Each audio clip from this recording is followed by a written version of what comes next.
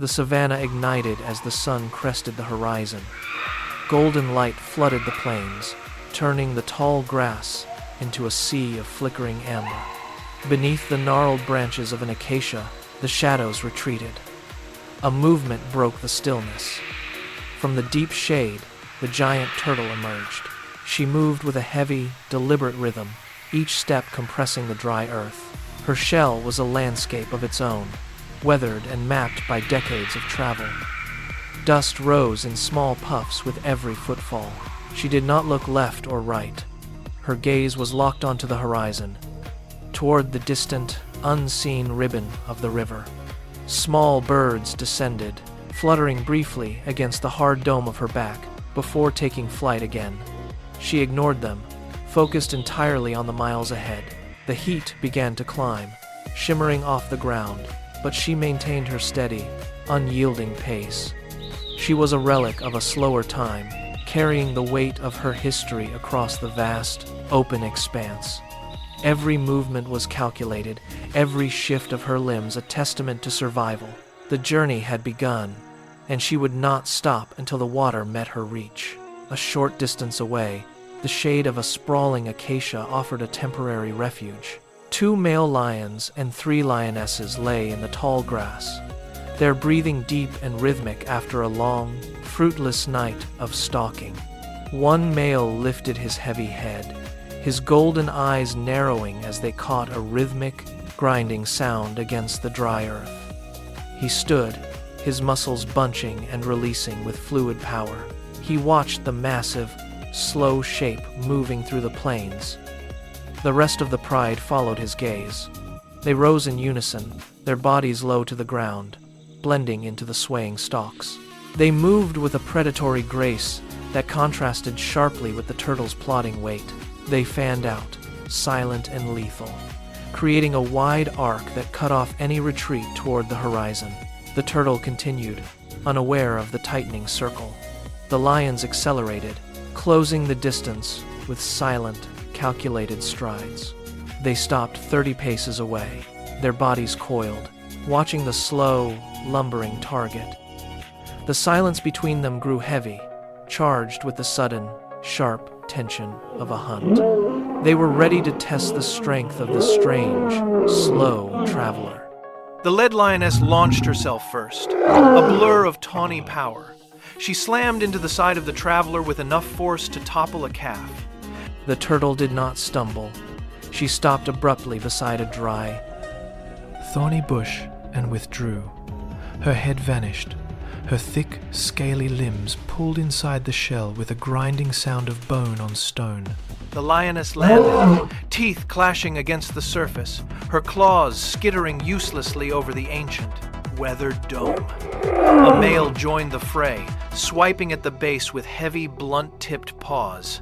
He hissed as his claws failed to gain purchase on the rock-hard rim. They circled, breathing hard, sniffing at the impenetrable fortress. One lioness bit down on the edge, her jaw muscles bulging. But the material was harder than the bone of any prey she had ever tasted. She shook her head, frustrated, and clawed again, leaving only faint white scratches on the dust-covered exterior. The pride paced in a tight, agitated ring. They swatted, pushed, and bit, but the turtle remained a silent, unmoving boulder. The sun beat down, warming the grass, yet she refused to emerge. Every strike was met with the same dead, immovable resistance. Their strength, usually enough to break spines and crush skulls, found no purchase here. The pride grew restless.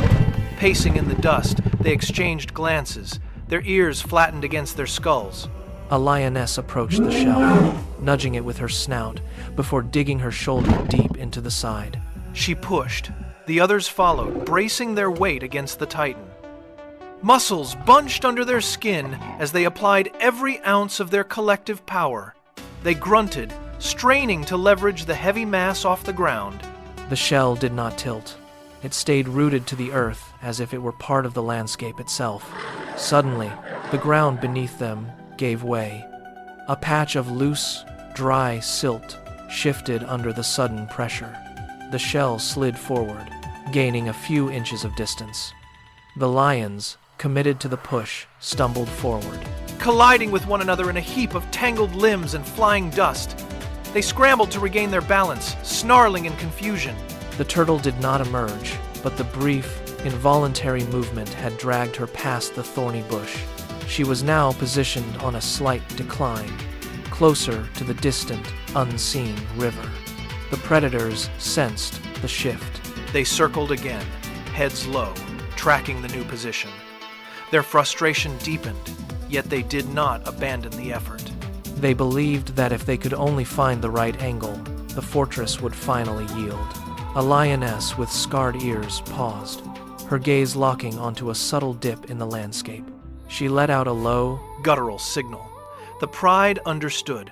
They surged, driving their weight against the turtle from the rear. She moved. The shell hit the incline and tilted sharply forward. Instantly, the static weight became a rolling force. The turtle retracted fully, becoming a compact, armored sphere.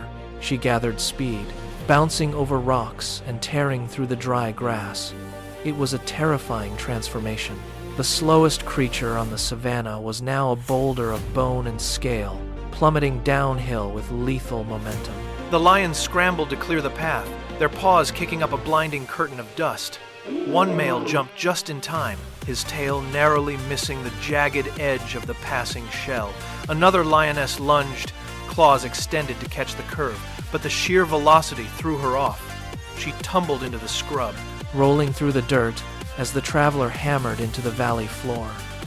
The impact shook the ground. The turtle came to a sudden, jarring halt deep in a thicket. Dust hung in the air, shrouding the scene. The predators stood frozen, coughing in the haze, staring at the motionless, impenetrable shape waiting in the brush below.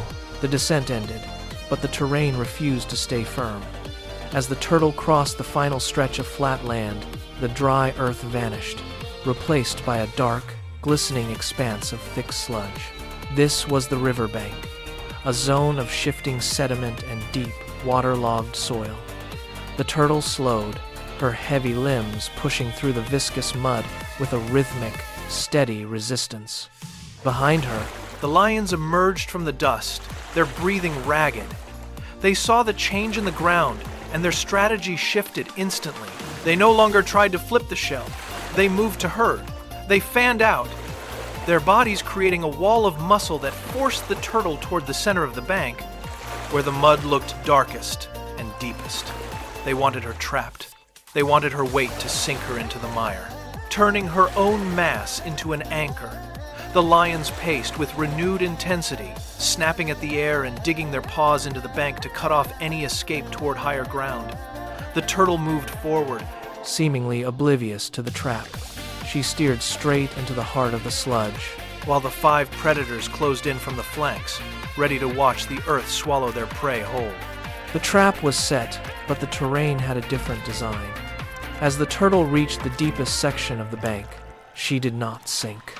Instead, her broad, flat feet pressed into the sludge, distributing her immense mass across the surface. She moved with a strange, gliding grace, her steps steady and untroubled by the yielding ground. Behind her, the lions lunged to close the gap. Their paws hit the mud and instantly vanished. The heavy, wet earth grabbed at their limbs, pulling them down with every attempt to push forward. A male lion roared, his legs sinking to his knees as he tried to pivot. He was stuck. His frantic muscles only forced him deeper into the muck. The lionesses, sensing the danger, tried to leap to firmer ground, but their weight betrayed them. They stumbled and slid, their claws raking uselessly against the slick, dark surface. The hunter had become the trapped. The turtle continued her slow, rhythmic march toward the water, leaving the pride to fight the very mire they had chosen for her. They were no longer stalking. They were struggling just to stay upright. The silence of the savanna was replaced by the wet,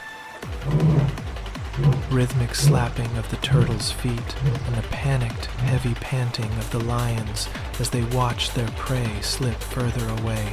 The sound of rushing water dominated the air now, a cool, rhythmic roar that promised sanctuary. The turtle could smell the damp reeds. She was only 10 paces from the surface, but the pride refused to yield. The lions made a final desperate surge, pushing from the flanks and front to block her path. The male lion saw his last chance. He bounded forward, his claws finding purchase on the hard shell, and he threw his entire weight onto her back. The shell tilted dangerously, sinking into the soft bank under the sudden, concentrated load. The turtle felt the pressure, but she did not falter. She jammed a thick, powerful leg deep into the mud, using the bank as a fulcrum to force herself upright.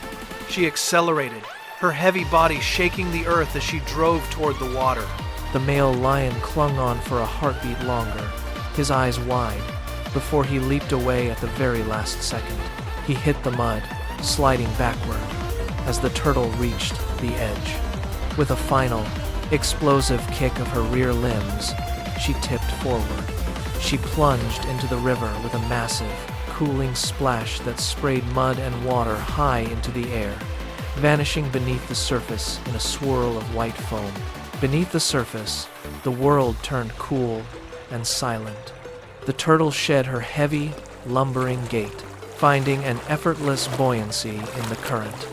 She kicked with powerful, sweeping limbs, gliding through the depths with a grace that defied her massive size. On the riverbank, the lions stood frozen. They paced the muddy edge, their eyes scanning the churning water, waiting for the shell to break the surface. They waited for a target that was no longer there. The turtle stayed deep, navigating the riverbed with smooth, deliberate strokes. She surfaced 100 yards out, a dark silhouette against the shimmering current, moving with a velocity the lions could never match. They watched from the mud, muscles taut, but their paws remained rooted to the land. The river was a boundary they could not cross. As the lions stared, a pair of cold, unblinking eyes emerged from the reeds nearby. The predators on the bank fell silent, sensing the arrival of a different kind of hunter. The water belonged to the river dwellers now. The lions recognized the shift in power instantly. They were no longer the hunters, and the turtle was no longer their prey. Without a sound, the pride turned their backs to the water and began the long trek back into the golden grass of the savanna. The far bank rose from the water, lined with smooth stones and thick, inviting shadows. The turtle pulled herself from the shallows, her heavy limbs pressing into the wet sand until she reached a broad, flat rock, bathed in the afternoon heat.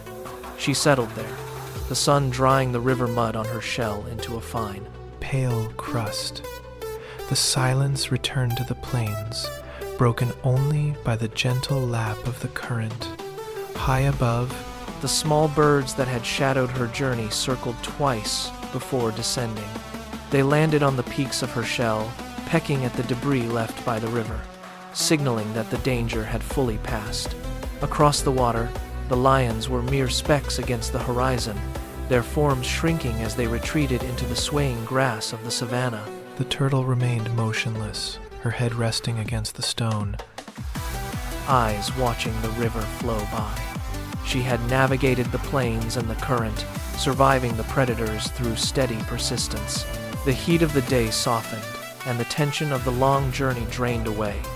She closed her eyes, the ancient traveler finally at peace in the quiet sanctuary she had fought to reach. The savanna stretched endlessly before her, but for the first time in many miles, there was nothing left to fear.